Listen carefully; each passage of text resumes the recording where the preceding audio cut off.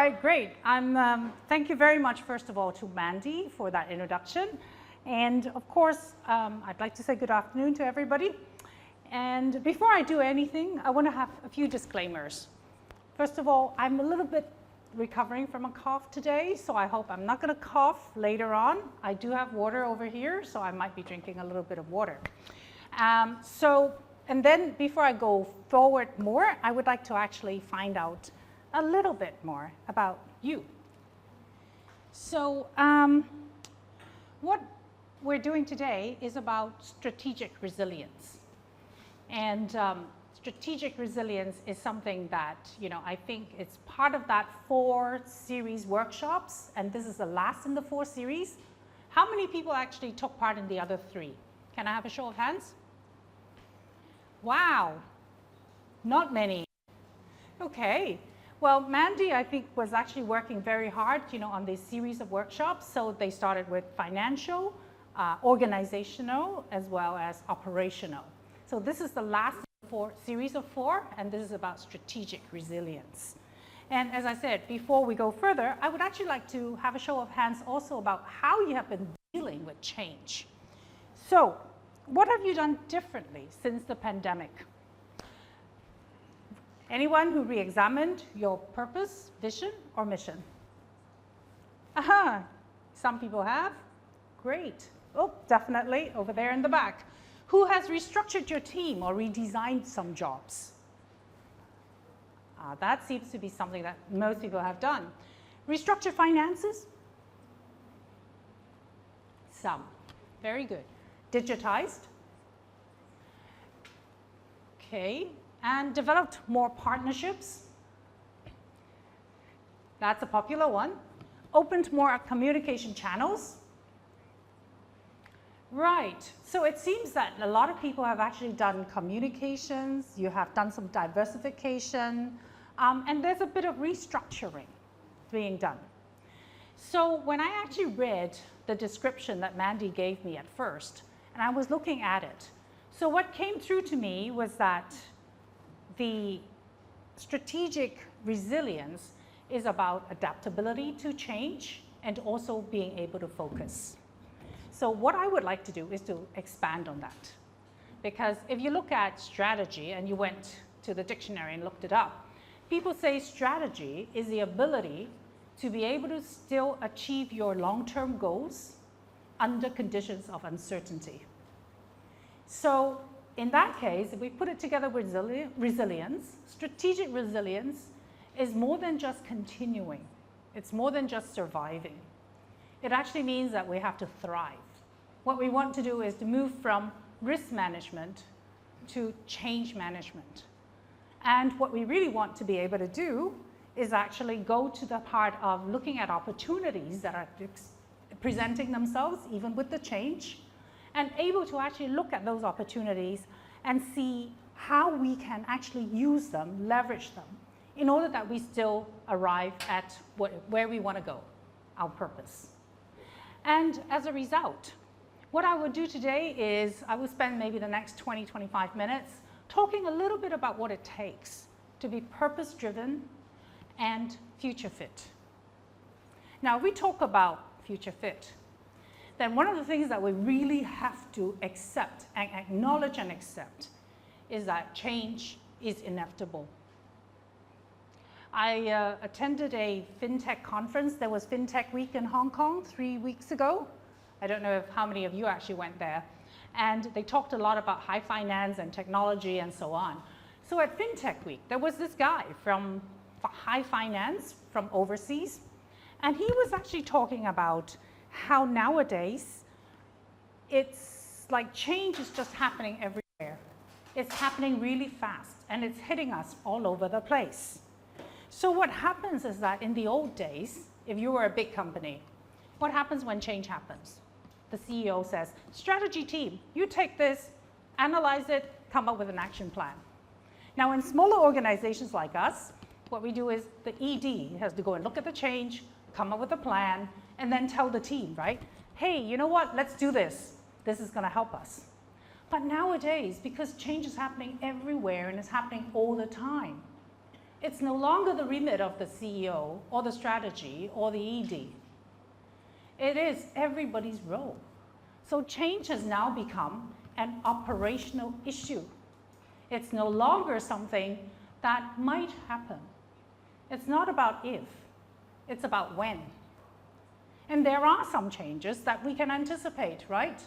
But there are also lots of changes that actually you don't know when it's going to hit you. You have no idea when it's going to come. So what choice do we have? We have to change with change.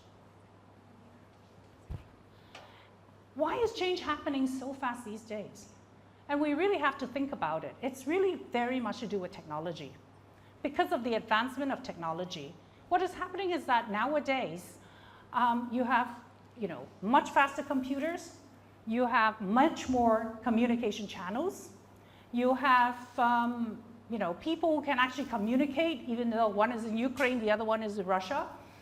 You have people who can talk if you're in US or Canada or China. So when all this comes together, you can put different technologies together, you can put different techniques together, and when that happens, what is happening is that things happen much faster. So innovations are happening, new ideas are happening, new concepts are happening. And I know there's something wrong with this thing. So I hope you can still hear me. But when all of these things are happening really fast, what happens is that there's a lot of digital innovations. And you know what happens when things get digitized? It means that things are turned into data. And when it becomes data, it means that parts of it is dematerialized. And when it's dematerialized into data and digital, it's demonetized because there are parts of it that you no longer need to manufacture or put form to. And when it's demonetized, it's democratized. Basically meaning that if you were there and it's democratized, it means that as long as you've got a way to access it, anyone could actually access this stuff and create new things from it. But at the same time, it also means that people can actually use those things and disrupt you. So people who used to be in business now may no longer actually be in business because they've been disrupted. And so with this kind of change going on all the time, we really have to look at it. We have to be aware of it. We have to be on top of it. And I'll give you an example. I know people are thinking like generative AI, hallucinations, right. Do you know that we've been using AI for many, many years? Many years. Do you use Amazon? That shopping recommendation, that's Amazon. That's AI, right? What else is it? Do you use Outlook? Email? Do you have a spam folder? That's AI. So all of those things are AI. And it's like the electricity in this room. The electricity in this room, you don't really feel it. But there's a light, computer is working, mic is not working, but it is. That's the way AI is going to be. AI one day is going to be like electricity. We won't even know that it's around. And it's going to go more and more, develop, and it's going to be more impactful and more impactful. So what are you doing about AI? Or how do you approach AI? Are you thinking, wow, what's it going to do to me? Maybe a better question is, what's it going to do for me? And if you're thinking about AI, are you thinking about how to incorporate that into your business? Incorporating that into your workspace, into your work teams, getting your people understand the downfalls and the pros of AI, right? So lots of things happening there. So I was saying to increase positive impact under conditions of uncertainty, we really want to have proactive resilience.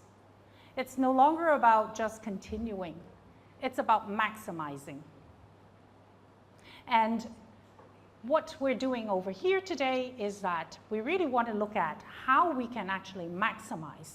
How can we leverage? How can we get to know more so that we can stay purpose-driven and future fit? And so what I'm going to do today is talk a little bit about 4 little topics here. It's about starting with the end in mind, putting the right team in place, using metrics that matter, and also focusing on the how. Right, so let's start with the end in mind. Why does your organization exist? What is the state of the world when you're done, when your work is done and you're successful? What is the purpose of your organization? And I'll use an example to illustrate why I think that's important. I work very closely with an NGO called Blessing Community. What they do is they support, promote, and do consultation to help set up time banks so that seniors can help themselves. That is their mission. What is their purpose?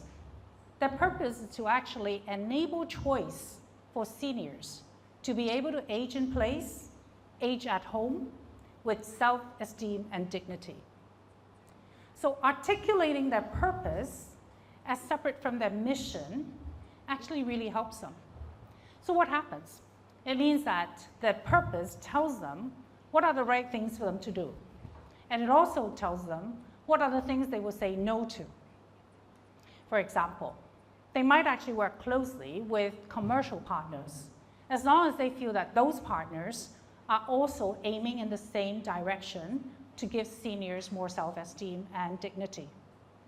And they might actually turn down working with a time bank, because this time bank does not respect senior rights. So you can see actually articulating your purpose in that particular way, knowing what the end state is supposed to be when you keep yourself going, is very, very useful. What it does is that, actually, I remember something that Mandy was pointing out. She was saying that a lot of you are worried that, when there is a lot of change going on, that you're afraid that you're losing direction while you're coping with change. So it's even more important that if you're able to keep your purpose, you're sure where you're going, then you won't lose your way. If you like Alice in Wonderland like I do, you will know that Lewis Carroll actually said, if you don't know where you want to go, it doesn't matter where you're going. It's important that you know where you're going. Then it does matter. So if you don't know where you're going, then honestly, don't worry about coping. Now, if you do know your purpose and you can frame it into where you want to go, what is your vision? Then even when things change, you still have your true north. You still know where the right direction is pointing to. And when that happens, no matter if it's a budget cut, maybe there are operational issues, or you might have to pivot many, many times, you're still heading in the right direction, still fulfilling your purpose, and still making a positive impact.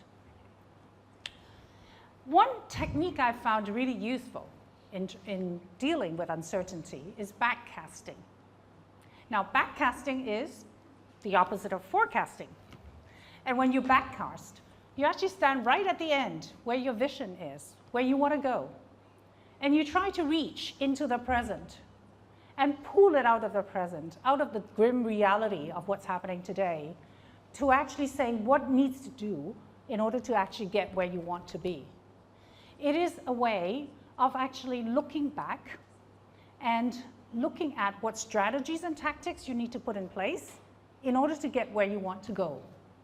And in the course of doing that, what else do? You also look at the opportunities that are available. And you're also looking at other obstacles that might be in the place. And so when you're actually doing that kind of circumspection about how you get where you want to go, it really helps you to actually take a really good picture of what it takes. And the critical step, really, of backcasting is actually understanding what it takes in order to get there. Now, I know lots of times when things get tough, people actually hunker down and they say, I'm going to just work harder. Let's try the opposite. Let's try to go out there, talk to people, talk to stakeholders, talk to constituents, talk to your peers. Find out what they're doing, what they think, what they feel. And when you start doing that, you're harnessing the wisdom of the crowd. And when you do that, you can possibly develop more options and maybe even better options as different solutions. And with that, what you can do is do experimentation. When you experiment, what you're doing is actually doing what? POCs, proof of concepts, prototypes. And once you've done that, it's a much better gauge of how well your programs are going, whether you should invest more or whether you should pull back and try something else. So I do think that it's important to articulate your purpose so that you can actually start with the end in mind and then figure out what you need to do and do what it takes to get there. Right, moving right along, let's talk about putting the right team in place.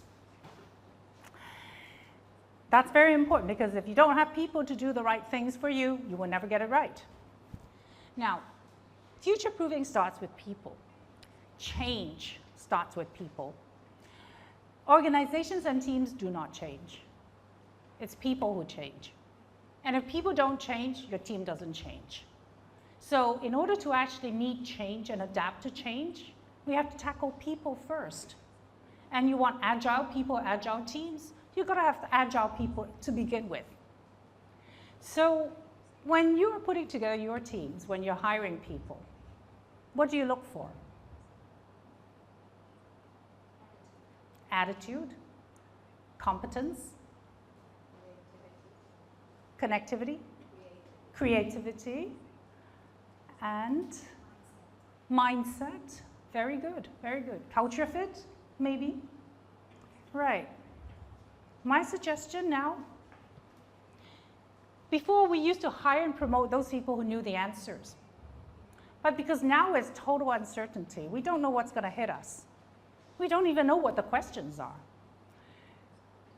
So look for people with the beginner's mindset, people who are explorers, people who can ask the right questions and can be analytical about the findings so that he can actually help us to look for better solutions.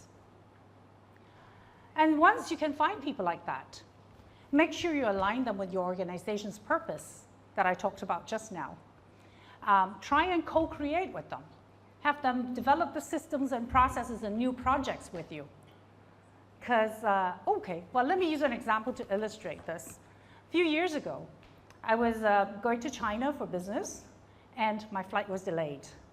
And because it was delayed, I checked into my hotel at 1 a.m. in the morning. So, okay, got a nice room, settled down, and I felt a little peckish, so I ordered some food from room service.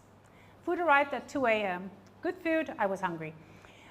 So I ate it, and then I was doing different things, showering, and then I was getting ready to go to bed. The phone rang at 3 a.m. It was the order taker from room service, asking me how I liked my meal, and is there anything else that she could do for me? I was very pleased. So what happened?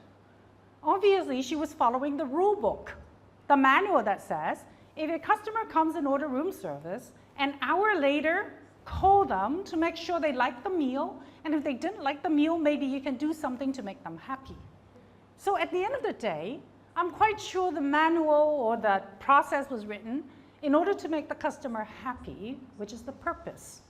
But this little girl, at 3 a.m. in the morning, was performing her mission. Her mission, call the guest 1 hour after. Make them happy. And in fact, she caused a very unhappy guest. So you can see that right now, we need a new way of operation. We're now no longer going to the boss for the answers. We can't just follow a rule book. We got to have everyone managing, working, and in new ways. We got to transform that relationship between the boss, the decision-making process, and the team. We got to make sure that people actually really understand why they're there, what they're trying to achieve, so that they can actually change and they can adapt easily. And wondering, does your culture allow your team members to say, I don't know? I don't know opens up inquiring mind. It opens up people the opportunity to reach out. It allows people to question and to give different options. So entertain the I don't know. And along the same lines, yes, but, or yes, and. We need to cultivate the and attitude, the and culture. What do I mean by that? So when one of your team members come to you and they say, I've got a great idea, let's do this. Do you say yes, but? And we all know what that means.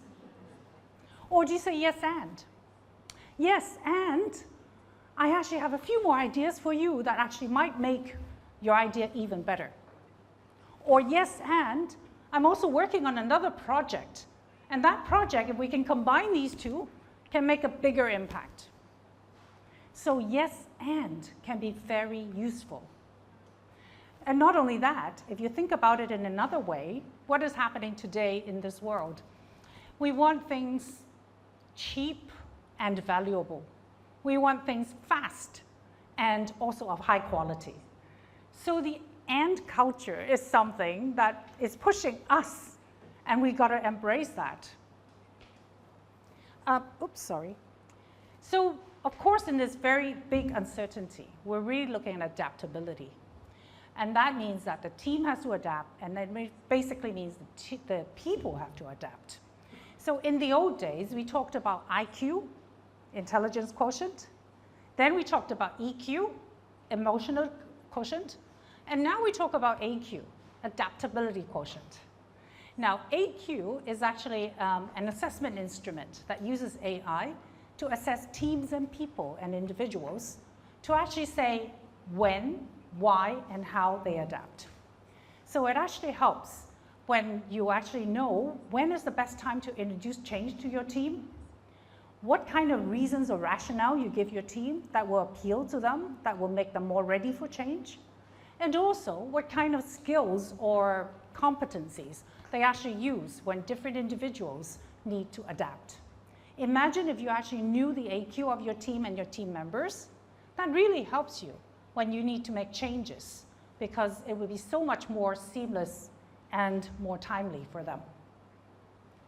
Okay, so let's now move to metrics. I think you're all running NGOs and foundations and all of that. So metrics will be nothing new for you. We all know about metrics, and they're important because metrics actually do determine in a way how we work and what we're doing and how we deliver. I remember years ago, Southwest Airlines, when they first started out, they were really failing because they used the wrong metric.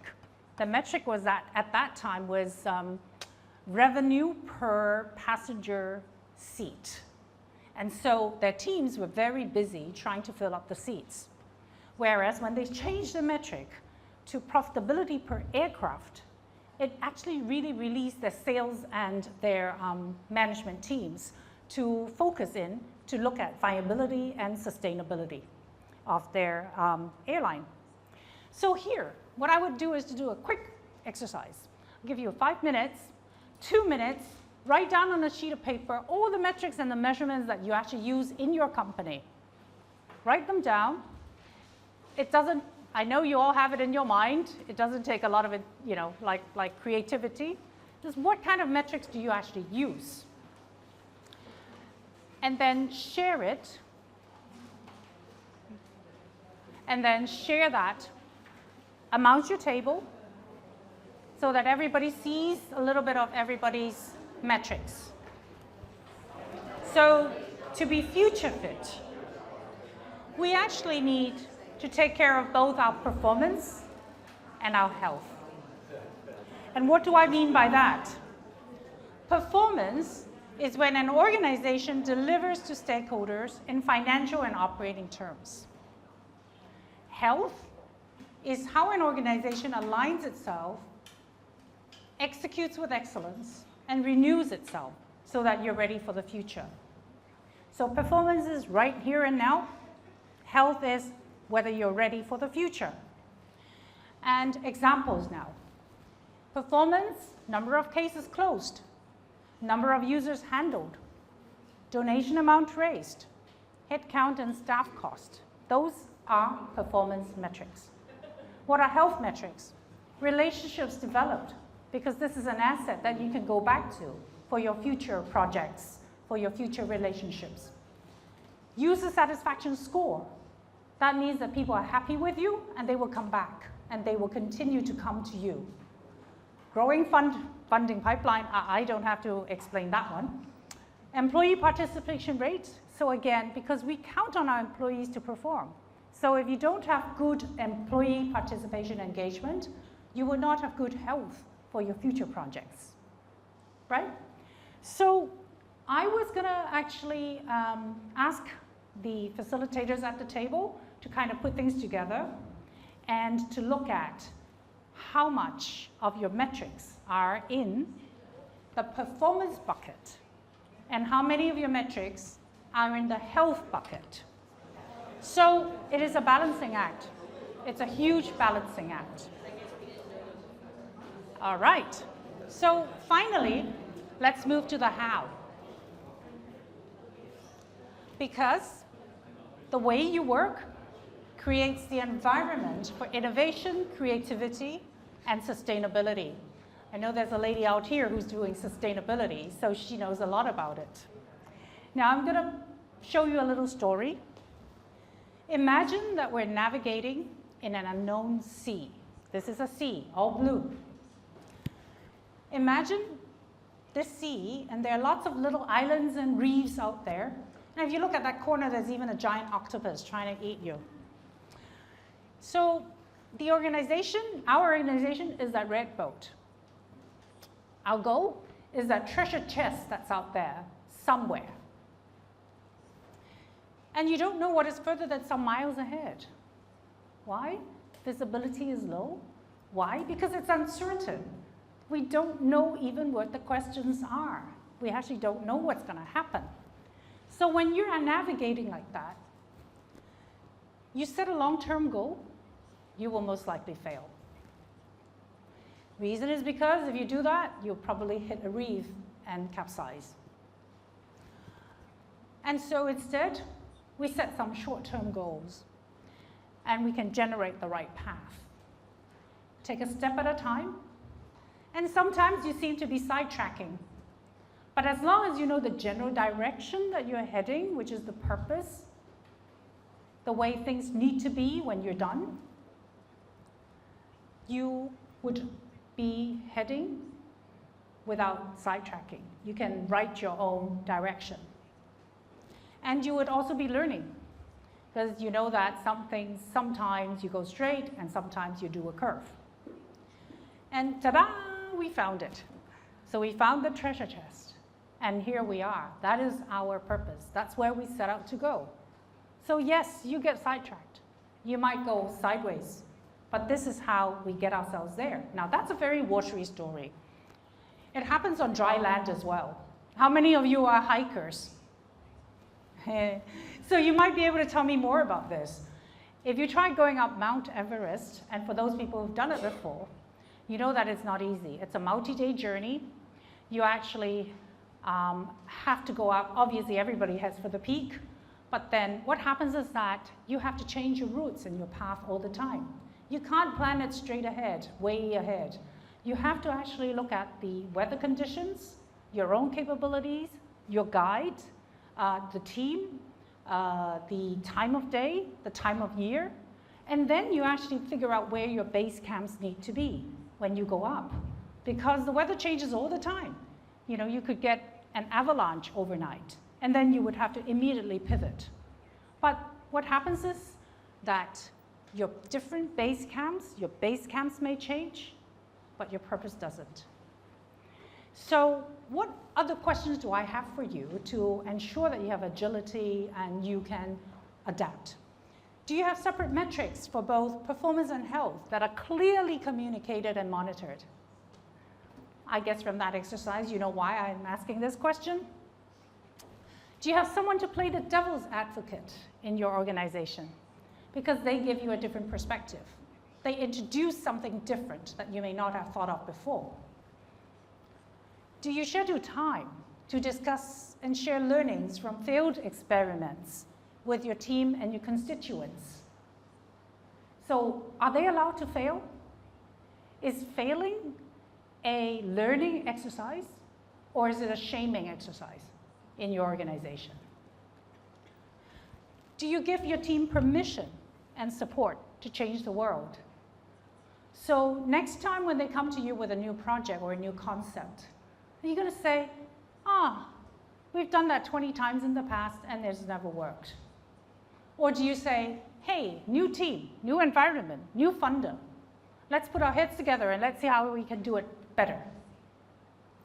So in summary, resilience can be defensive. It can also be offensive.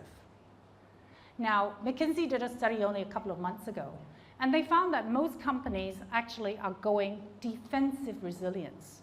Very good at restructuring, reviewing, reordering, even diversification.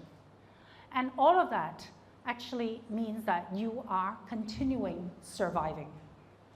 Here, I would like to urge all of you to take that extra step forward, to take that extra step to develop offensive resilience by looking at the end in mind, by putting the right team in place that has inquiring mind and can help you diversify, by using metrics that take care of both performance as well as health, and by focusing on the how.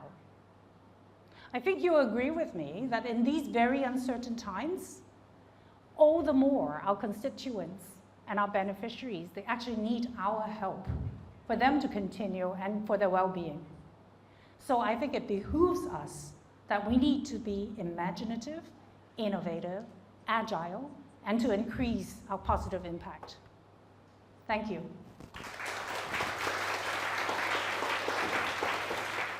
I think where we started today was that we talked about focus, we talked about adaptability, we talked about agility. So we talked about a number of these things, right?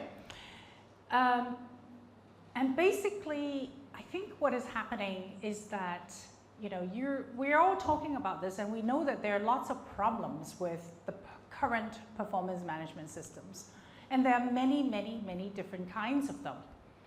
And so what we're trying to do actually in many ways is to say, how can we have a target, go to it, try to make it, and yet we need to also be agile, we need to be able to adapt, and we need to be able to change. So we're talking about a bit of a contradiction here, and there are many, many different kinds of performance management systems, basically.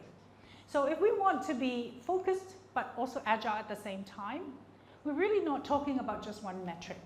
We're not talking about one measurement. We really got to talk about an operating system. So if we actually look at performance management as something that we do at the end of the year, whether you made that target or not, that is too formal, too rigid. And therefore, that's why I say it's actually a system. Now, I was very delighted actually today when I was looking at some of the survey results. I find that 60% of you are actually familiar with OKRs, and there are 20% of you who are actually using it. Can I have a show of hands who's actually using OKRs today? 1, 2, couple over there. Fantastic. So I'll look forward to your help when I'm going through this.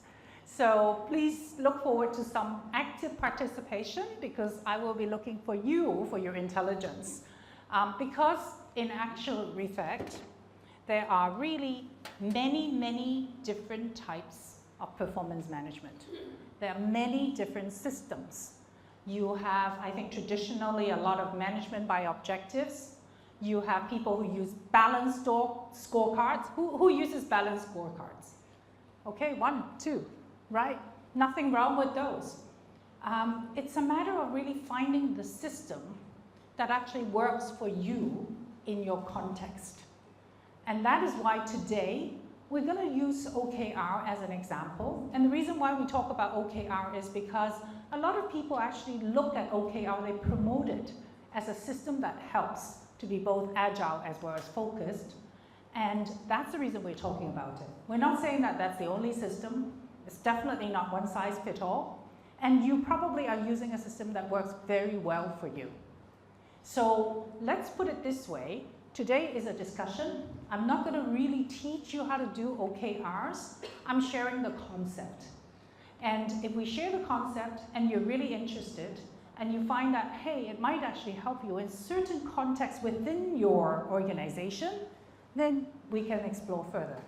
Especially with ACS's program where you're going to get more consultation later on, you can certainly bring that up as a future topic for discussion. All right, so let me start with OKRs. How did it start? In fact, it started with Peter Drucker. It started with MBO, Management by Objectives. What happened was that, of course, he's the father of management, right? Everyone looks to him. And especially in North America, people all love MBO because Americans tend to be very objective focused, they're very result oriented. So what happened when Andy Grove, who founded Intel in 1968, he was the CEO, he was running the company. Now, think about Intel in 1968. Who remembers what Intel is, by the way?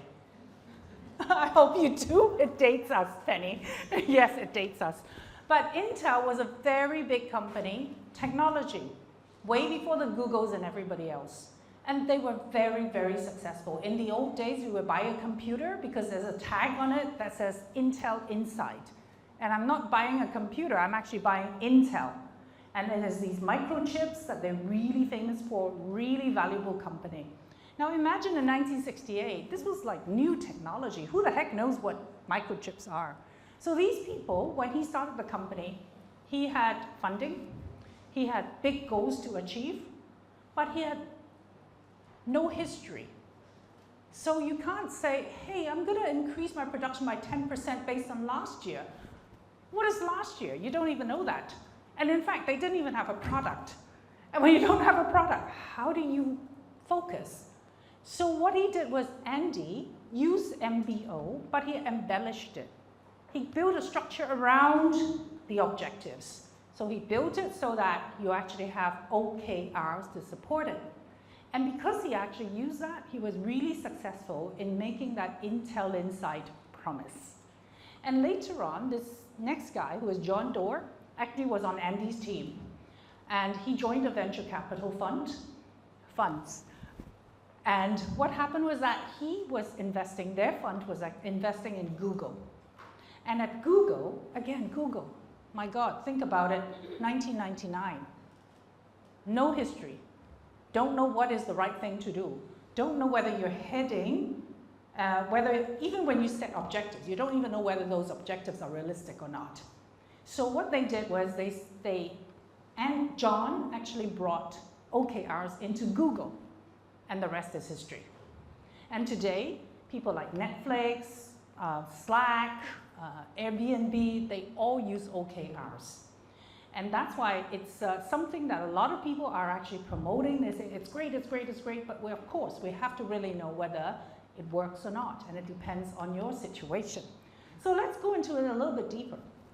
Why did Andy start looking at OKRs and to embellish MBO? The reason is because if you look at traditional performance management, right, what happens is that goals are set at the beginning of the year. And during the year, even in those days, they might have a storm, they might have a typhoon, they might have a flood, they might have war.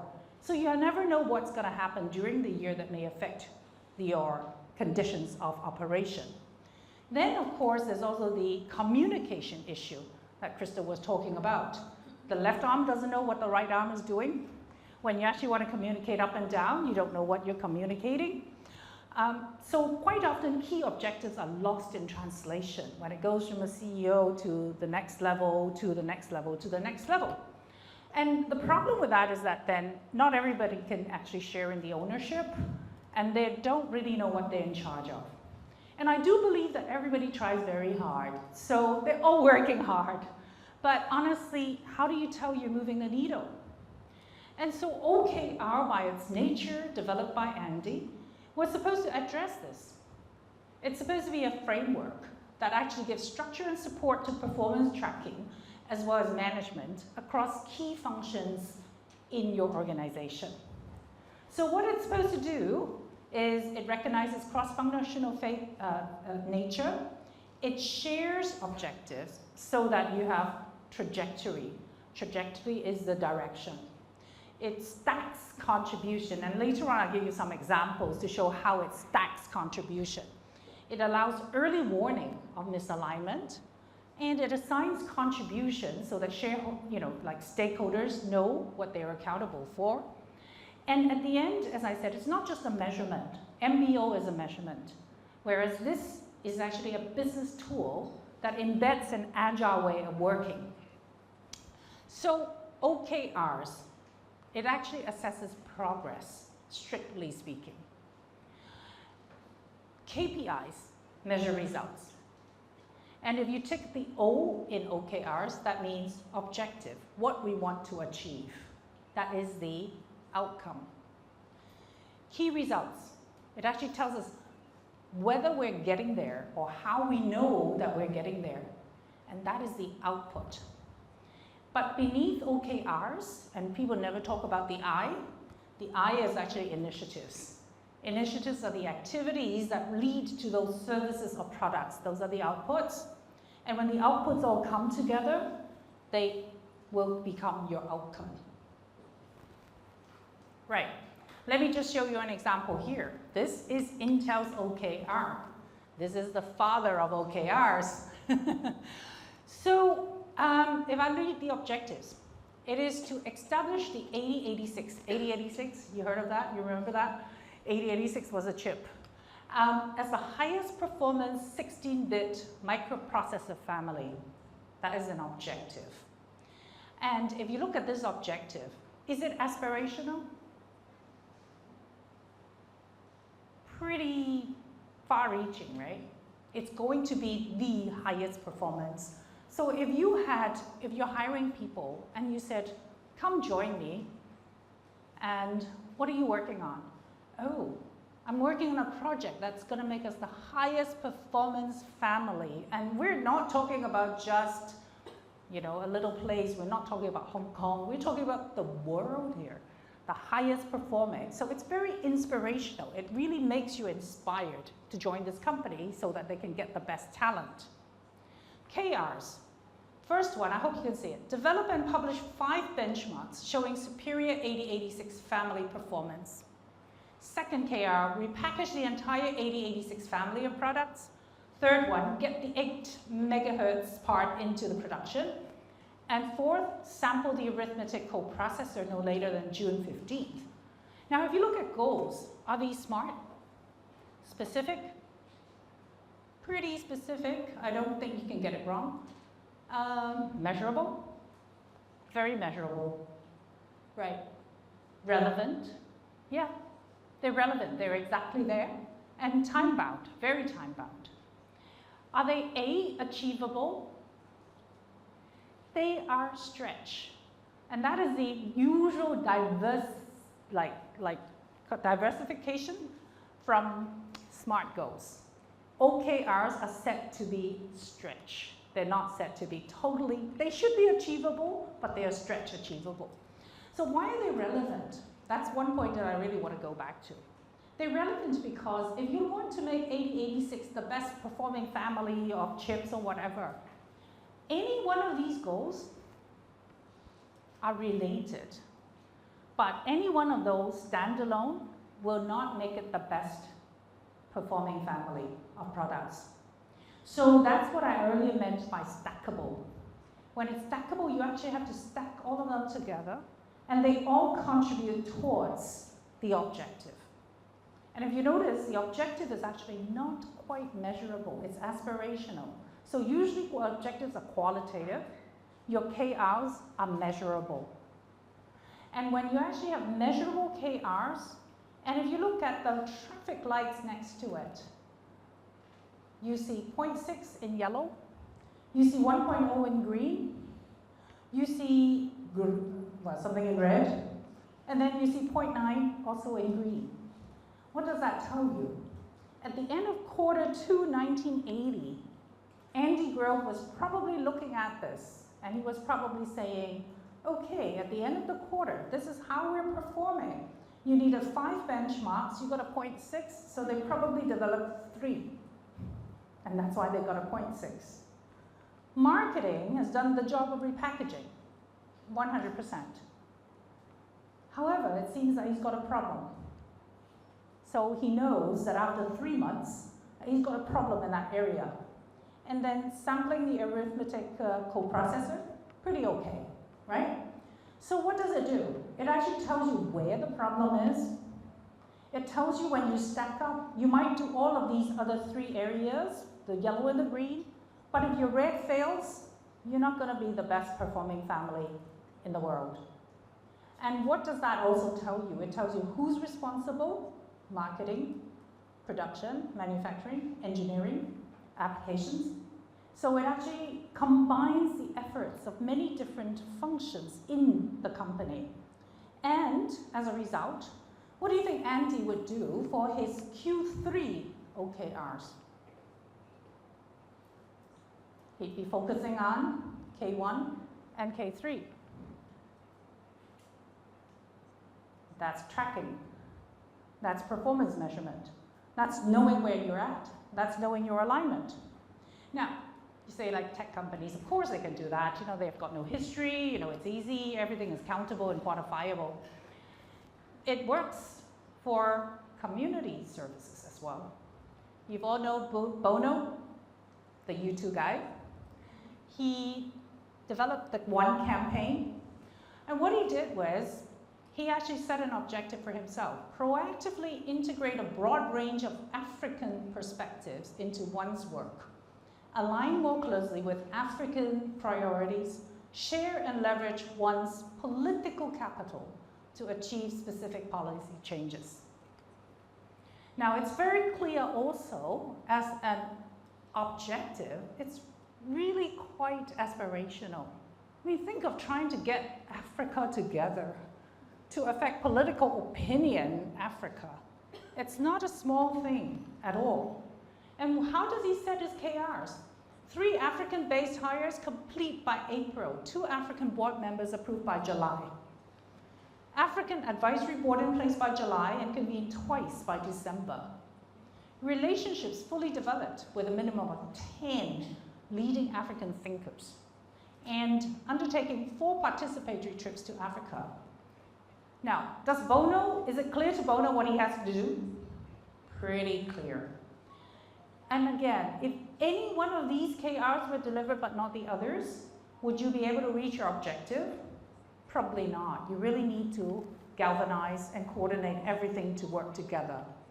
And so even with such a vague, well, not vague, but it sounds a bit intangible objective, you can actually tangibilize it by setting KRs that actually tell you exactly who needs to do what needs to get done, and by when. And when you actually put that together, you can see if all of these are happening, he's probably on his way to reaching his objective. Agree? All right. So next, I'll just step quickly into anatomy of OKRs. Sorry, any quick questions? I'll pause here. No? Okay. So again, this is easy. Objectives, they provide direction and inspire. It's the what. Key results, they're the measures and the targets, and describes what success looks like. So it's not the success of your objective, but your key results establish a level of success that tells you how close you are to achieving your objectives. And then initiatives. As I said, don't forget the I in OKRs. Yeah, I can never find them in other people's OKRs, but the I's are just as important. So I'll give you a quick example. This is made up. If, as an NGO, you're trying to launch an app for stakeholder engagement, and so who usually has to handle that? The marketing department, right? Not the ED, marketing department. And you want your marketing department to actually develop an app that will engage the people that you deal with. So first of all, your marketing department would say, yeah, we need chat features, and those features will organize discussions, do instant messaging. The benefits that you're looking for is probably faster decision making, instant feedback, you know, all of those stuff. And it's quite common, isn't it? Nowadays, you know, a lot of people talk about, let's do an app. Let's do an app. Now, sample OKRs for them is to set your objective to say, I want to launch a game-changing engagement app. It's not just any app. It's not a vanilla app. It's a game-changing. I can see Crystal saying yes, yes, yes. Game-changing app. What are the key results that you want to achieve that tells you you're on your way to a game-changing app? Get 10,000 people to download the app. Specific, measurable, time-bound, yeah. Achieve 1,000 daily active users in 3 months. 1,000 daily active users. Specific again, smart, okay? Achieve 50 reviews of 4 stars and above in the app stores. Very specific, very stretch. Yep, but if you actually are able to do that, 10,000 to 1,000 to 50, you're really on your way for a game-changing experience and application tool. But if you think about it, just having 10,000 people download the app, yeah. And if you don't have 10,000 people though, you won't get the 1,000 daily active users. And if you don't get the 1,000 daily active users, you won't get the 50 reviews. So you see how this all stacks? And it really tells you whether you're going there or not. That is your path. So if you look down here, and I blew this up to be a little bit bigger. If you look at it, it stacks it. It actually says there are different people who are actually doing this. Digital marketing, 10,000 people. You've got to do your job, digital marketing. 1,000 daily active users, that's content management. You don't have content, forget it. 50 reviews of 4 stars and above, Marcom, right? That's the person who's accountable. So in fact, you can still be able to look at it, look who's doing their job. So is there clarity? For sure. Outcome focused? Very. Bold? Very. 10,000 users. And does it make you feel a little bit uncomfortable? Yeah, because if you were on the receiving end of this, you might be like, can I do it? But that's actually what OKRs is supposed to do. So we don't suggest linking OKRs to performance review. It should be separate because you want people to understand that they should be trying their best here and pushing the limits. Your performance review, a lot of that is BAU, business as usual. So we don't suggest linking this at all. Now, if you were not using OKRs, what do you think your goals for this might have looked like to do an app? You might say the goal is to have stakeholder engagement app ready for launch, say in March, say by the end of the year, right? You're setting this in the beginning of the year. And what would your KRs, or not KRs, but your sub-goals might have looked like? User study done by March, design done by June, end of development by September, end of testing by November, and ready for launch in December. Does that sound familiar? No? How often are we writing goals like this? Where's the quality? And if you actually do an app by December, is it going to be game-changing? So that is what the traditional way of writing goals are. And we'd like to actually look at the OKR way. And if you were the boss sitting there, you're basically saying, yeah, you know what? By March, I will be seeing this. 10,000 people downloaded. Hey, we're on our way. Then you put the pressure on, what, content management? Then you actually know where to go and find accountability. So this can happen in our organizations, totally. Okay? So here, I just want to use a few examples. And I know there are people here who are very good with OKRs, so I'm hearing it. Now, if this is to increase social influence, and your goal, your objective, is to increase the overall impact of our organization in the areas of thought leadership, policy, and advocacy, can somebody suggest some key areas that we should focus on? These are example ones. They're not perfect. And it's very much the condition of that organization itself when this objective is being set, right? So what have they got here? Produce quarterly publications to highlight the research and view and recommendations. Very, very good. Because if you want to be impactful thought leader policy, you definitely need that credibility and the research. Second KR, secure 3 meetings with partners and elected officials. Very, very good, because you want to influence. If you want to influence, you got to have that. Thirdly, host 2 advocacy events. Again, that is about social influence, right? So it's important to think through, start with the objective. Where do you want to go and what do you need? Remember what I said, backcasting? What do you need? Pull it from the present. Don't think about your limitations yet. Think about what is needed in order for us to achieve that objective. Then we can write really good OKRs. One more example, engage our coalition by keeping them both inspired by and active in our work. How often we do this? We do that a lot, right? You have your community of volunteers and people like that, and you have other partners that you work with that share the same purpose. So you have to keep that coalition inspired and still want to work with you. So again, show of hands. What areas would you focus on if you were having this as one of your objectives?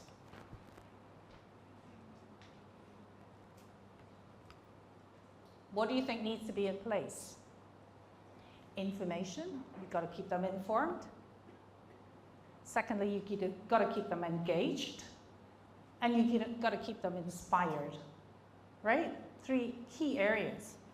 Now, the OKRs written down. Again, this is not perfect. You can probably do better ones. But increase click-through rates on all digital communications, of course, with this group by 20%. That shows engagement. Develop an annual report. Again, assuming you don't have an annual report before, but do an annual report. That is the informing part. You're really informing them. Producing 3 video spotlights of community partners. Now that's really interesting because community people and everyone else, including me, right? When I open a video, I want to see myself. So if you're engaged with me, you will see me in the video. Now that's reward. That's actually inspiring them, but also rewarding them and actually getting them really, wanting to be part of this. So there's a lot of thinking, behind your OKRs. And if you can do these things, maybe you will be engaging your coalition. Maybe it's the wrong way to do so, but you will know in 3 months' time, very quickly, so you can change. So again, it's about putting these things together, writing them down, committing them, knowing who's responsible for doing what, and then you will be able to move forward. So now, I want you to do that at your table. The objective is very simple. Run 10K in under 50 minutes by December. I'll give you December 31, okay? Today is 23rd of November. So what are the 3 key results? I will give you and your facilitators 5 minutes. Not really a model answer, but it's for sharing. Go for a run 3 times a week for at least 30 minutes. That's to build your endurance. Increase distance of run by 2 km per week because it's November 23rd. And you want to get there by December. Increase km speed by 10 seconds every week. So very similar to what you put together. As I said, there are many ways to put it together, but these are measurable. And if you can do all of these together, tolerance, speed, and also the increase, then I may put my bet on this horse. But you see why OKRs are more than just a list of initiatives with deadlines. What it does is that if you want to do this, you have to do all that due diligence before that. You have to know where you are today. You have to know whether you can actually do it. And so all of that is inside the OKRs. And it's actually built in there. So I've actually said, you need to do this. I'm quite sure, Killian, you need to do this. He will be studying his own mental health, physical conditions and all of that. Do I have the time to do all of this? And then actually assessed it so that you actually can put together a plan that actually has these key results. And that's why we call them key results. We don't call them a plan. The initiatives is below it. Don't forget the I's. The I's are very important. I said that, but look at your key results. So moving right along, a few tips in framing objectives. What needs to be done? What needs to change? What outcome? What to achieve? Typically, it's not a number. We prefer qualitative. We leave the qualitative measure to the key results. The objective is where you want to take yourself, where you want to go. It should be aspirational, inspirational. And it's a compelling why. It's a why to be a launch pad for your objectives. And that's why we use a lot of action words like improve, increase, reduce, create, make, so on. Tips for writing key results. Key results are quantifiable outcomes with targets. They clearly make the objective achievable, and they're aggressive yet realistic. We want most possible, not most probable. So as I said, it's a bit of a stretch. Typically 2 to 4 key results per objective. And what are the biggest things that would have to change in the next 90 days in order to make this objective a reality? And are we pairing quantity KRs with quality as well? For example, that launching a game-changing app, getting 4+ response is actually a quality. And you cannot achieve your objective if you only have quantity and not quality. So I know a lot of people might say, hey, well, we've got vision, we've got purpose, we've got mission, so where does it all stack up? It stacks up a little bit like this. Some people simplify it, have fewer stacks, some people have more stacks, no worries. You start with your tasks, and then your OKRs are 3 to 4 months. Roadmap is usually 3 months to 2 years. Your strategy should be about 1 to 2 years. Your mission should be at least 5 years, otherwise it's not your mission. And then you've got your vision or your guiding star or your purpose, and that's even higher. So if you really think about it, it stacks. And you've got to know where it's positioned. And that's why we don't suggest that you suddenly do OKRs for your vision. Some people do, but sometimes that can also be very risky. OKRs to start with, start small. Start with a function. Start getting experience with it. And so that we don't start writing OKRs that are really a plan. Now, OKRs in real practice, reviewed every 3 to 4 months. It's top down, bottom up. It's usually shared on a wall, and that's where the transparency comes in. You share it. You know whose OKR it is. You're supposed to do that. I am doing this. So hey, you know what? Production, you better get your everything ready. Qualitative objective that inspires, deliverables that create impact, and it should push people outside the comfort zone. Because if you establish OKRs that are only where you can reach it, where's the stretch? How are you going to increase impact? What it does, in particular to do with uncertainty, it's about focusing, because your own focuses. It's about outcomes. That's why I pushed you and said, how do you push initiative into key results, outcomes? Direction, it gives you direction. It is an iterative improvement. You take a look at it 3 months later, and you take a look at it again 3 months later, and 3 months later, and you change. You adapt, you pivot. And it's adaptive learning. It's about learning. And that's why these particular facets of OKRs really help us to deal with change. How do OKRs address traditional performance management pains? I started off, remember saying that traditional performance management is painful because it goes too early in the year and all that. I think I missed a page. Oh, there. Goals are set in the beginning of the year, but if you look at that, performance is reviewed and reset quarterly using a dynamic way. Here, left arm doesn't know what right arm is doing. cross-functional nature of work is recognized, and it's through communication. Key objectives are lost in translation up and down. Shared objectives, they create the alignment of trajectory. Not everyone shares ownership and accountability in the traditional way. Contribution is stacked. It comes together, otherwise you won't get your objectives.